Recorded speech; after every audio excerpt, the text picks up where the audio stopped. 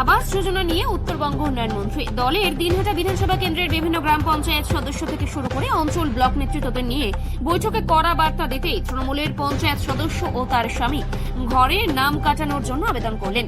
বৃহস্পতিবার দিনহাটা ভিলেজ 2 গ্রাম পঞ্চায়েতের তৃণমূলের সদস্য মৌমিতা দাসের স্বামী চয়ন দাস ব্লকের বিডিও গঙ্গা ছেত্রীর সাথে দেখা করে তার হাতে আবাসের নাম কাটানোর আবেদন তুলে দেন। উদয়নগুহ দিনহাটা বিধানসভা কেন্দ্রের বিভিন্ন গ্রাম পঞ্চায়েত সদস্য ছাড়াও বিভিন্ন অঞ্চল ও ব্লক নেতৃত্বকে নিয়ে আবাস যোজনা সম্পর্কে কড়া বার্তা দেন। তারপরের দিনই চয়ন দাস আবাসে নাম বাদ দেওয়ার জন্য বিডিও অফিসে আসেন। এদিকে ব্লক প্রশাসন সূত্রে জানা গিয়েছে, এদিন ছিল আবাসের সমীক্ষার শেষ দিন চয়ন দাস নামে এক পঞ্চায়েত সদস্য স্বামী নাম কাটানোর জন্য আবেদন করেন। এছাড়াও গত কয়েকদিনে 5 থেকে 6 জন একই আবেদন করেন। কি বললেন তৃণমূল নেতৃত্ব ও ব্লকের বিডিও, শুনুন।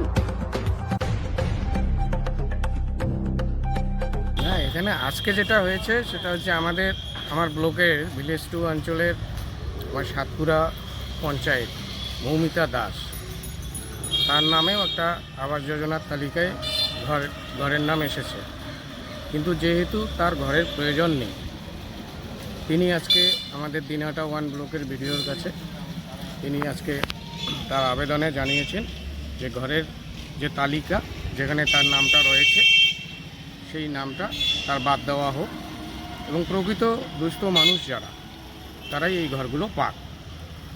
সবসময় বিরোধীরা এটা অপপ্রচার করে যে তৃণমূল কংগ্রেসের পঞ্চায়েতেরা দুর্নীতিগ্রস্ত, তারা দুর্নীতিতে জড়িয়ে পড়েছে। আজকে আমি বিরোধীদের এইটুকুই বলবো, তারা দেখুক যে আমাদের তৃণমূল কংগ্রেসের যে পঞ্চায়েত, তার হাজব্যান্ড আজকে বিডিও ম্যাডামের কাছে এসে তার নাম ঘরের তালিকা থেকে বাদ দেওয়ার জন্য আবেদন করেছেন এবং সত্যিকারের দুস্থ মানুষেরাই পাক, সেটা আমরা সর্বস্তরেই যে আবেদনটা আমাদের নেতৃত্বরা বারবার করেন, সেটা আজকে সেটা আরও একবার প্রমাণ হয়ে গেল। আমাদের জনপ্রতিনিধিরাও সেটাই চাইছেন, এটা একটা ভালো কাজ হয়েছে। আমি অনন্ত কুমার বর্মন, দিনহাটা 1B ব্লকের সভাপতি। তো ছিল আমার নাম চয়ন দাস। আমি দিনহাটা ভিলেজ 2 গ্রাম পঞ্চায়েতের 267 নম্বর বুথের যে গ্রাম পঞ্চায়েত আছেন মৌমিতা দাসের হাজব্যান্ড আমি। তো আমরা মধ্যবিত্ত পরিবার থেকে এসেছি। তো যাই হোক, কোনো কারণবশত সেই যে সরকারি ঘর আছে সেই ঘরের লিস্টে আমার নামটা রয়েছে। তো আজকে আমি বিডিও সাহেবের কাছে এসে আমি আমার নামটা প্রত্যাহার করে নিলাম, যেন যারা আমাদের থেকে অনেক গরিব যারা আছে, যাদের ঘরের লিস্টের নাম নেই, এই সুযোগ সুবিধাগুলো বা এই টাকাটা আমি যদি ব্যাক করতে পারি সরকারের কোষাগারে, সেখান থেকে সেই গরিব লোকগুলো উপকৃত হবেন। সেই চিন্তাধারা নিয়ে এবং আমি আরও আমাদের কিছু মেম্বার যারা আছে তাদেরকেও আমরা অনুরোধ করতেছি এবং আমাদের যে দিনহাটার বিধায়ক আছে সম্মানীয় মন্ত্রী উদয়নগুহর নির্দেশে এবং তার যে এই নির্দেশ আমি সমর্থন করি, তাই আমি বিডিও অফিসে এসেছি। আমি চাই তার নির্দেশে এই পুরো পশ্চিমবঙ্গের যত যাদের ঘর বাসস্থান আছে তারা সবাই, যদি 500, 1000, 10,000 লোকের নাম থাকে, তারা যদি এই টাকাটা সরকারের কোষাগারে রিটার্ন করে, তাহলে সেই টাকাটা সরকার আবার কিছু গরিব মানুষ যারা আছে, একদম নিচু স্তরে যারা আছে, যাদের থাকার ঘর নেই, তাদেরকে যেন সরকার সেই টাকাটা দিয়ে ঘর করে দিতে পারে, সেই চিন্তাধারা থেকেই আজকে আমাদের এই ঘরের লিস্ট থেকে আমি স্যারেন্ডার করলাম। বিডিও ম্যাডামকে আমি আমার কাগজপত্র সব দিয়েছি, আমার আইডি নাম্বার দিয়েছি আমার নামটা কাটানোর জন্য।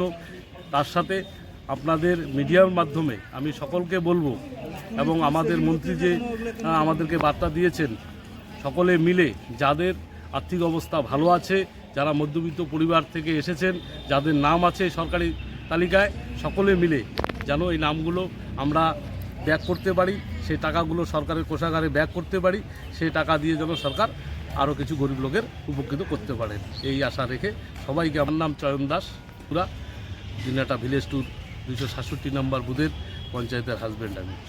না, ওনারা যদি মানে নিজের ইন্টারেস্টে যদি ওরা সারেন্ডার করবে, তাহলে তো আমাদের আর কিছু বলার নেই। তা আমরা ওনাদের অ্যাপ্লিকেশনগুলো অ্যাকসেপ্ট করে নিচ্ছি, কোনো অসুবিধা নেই। ওনার জায়গায় হয়তো আরও দুস্থ পরিবার আছে যারা সেটা বেনিফিটটা পেতে পারবে। তো ওনাদের ইনিশিয়েটিভটা খুব ভালো, মানে এটা প্রথম না, অনেকেই করেছেন। এর আগেও অনেকেই মেম্বাররা বা আমাদের যারা পঞ্চায়েত সমিতির মেম্বাররা আছে ওনারাও সারেন্ডার করেছেন। সেটা ওনাদের পক্ষে খুব ভালো একটা উদ্যোগ। তো সে যতগুলোই সারেন্ডার করেছেন তার বদলে যদি দুস্থ পরিবার পায় তাহলে আমাদেরও মানে কাজ করার একটা স্যাটিসফ্যাকশনটা থাকবে। তো সেই স্যাটিসফ্যাকশনটা আমরাও চাই। মোটামুটি 4-5 জন তো করেছেন, 4-5 জন মানে ফাইনালি করেছেন। যেমন আমাদের পঞ্চায়েত সমিতিতে একজন মেম্বার ছিলেন, তারপর আজকেও একজন ফোন করেছিলেন কোথায় থেকে, গীতালদা 1 থেকে। তো আমি ওনাকে বলেছিলাম আপনি অ্যাপ্লিকেশন এখন দেওয়ার দরকার নেই, আপনার অ্যাপের মাধ্যমেই আমি রিজেক্ট করে দিচ্ছি। তো উনি বলেন না আমার দরকার নেই। তো সেরকম আছেন কিছু কিছু আমাদের মেম্বাররা আছেন, ওনারা খুব ভালো নিয়ে মানে নিজেই সারেন্ডার করতে চাইছেন। তো ওগুলো আমরাও অ্যাকসেপ্ট করে দিচ্ছি, যেহেতু ওনাদের বদলে আর একটা দুস্থ পরিবার পাবে। তো সেক্ষেত্রে আমাদেরও ভালো আর কি।